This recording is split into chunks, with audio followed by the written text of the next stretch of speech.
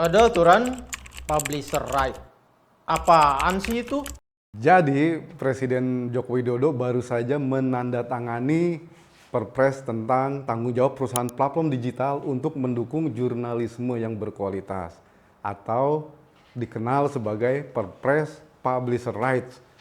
Publisher itu maksudnya adalah penerbit media, penerbit konten-konten berita atau perusahaan media atau perusahaan pers. Publisher right adalah regulasi yang mengatur agar platform digital global seperti Google, Instagram, Facebook, atau Meta, dan lainnya memberikan timbal balik ekonomi yang seimbang atas penayangan konten berita dari media lokal maupun media nasional.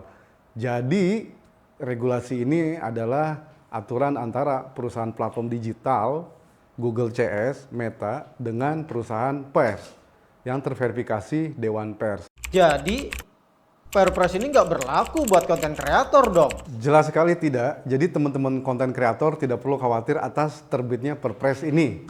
Aturan ini tidak berlaku bagi semua konten kreator, baik YouTubers, vlogger, dan lain sebagainya.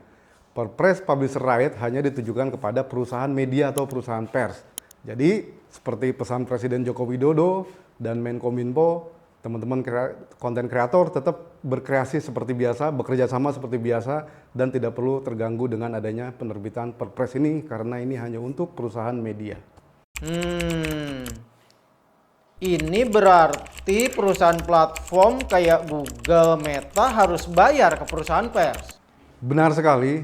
Jadi Google dan perusahaan platform digital lainnya nanti bisa membuat perjanjian kerjasama saling menguntungkan dengan perusahaan pers.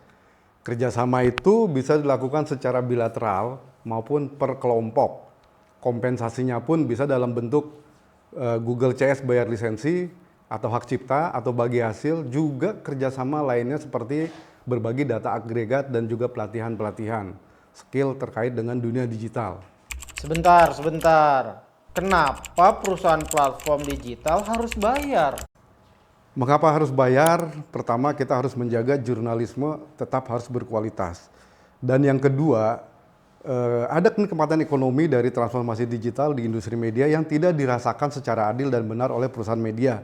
Selama ini transformasi di industri media hanya dirasakan secara bagus kenikmatan ekonomi ini oleh perusahaan platform digital. Gampangnya begini, disrupsi industri di media massa telah terjadi dalam 10 tahun terakhir. Lebih dari 60% masyarakat itu mencari berita, informasi melalui platform-platform digital. Dan ketika berita ini tersaji oleh media-media mainstream, ada keuntungan-keuntungan ekonomi yang memang tidak diberikan secara adil kepada perusahaan media.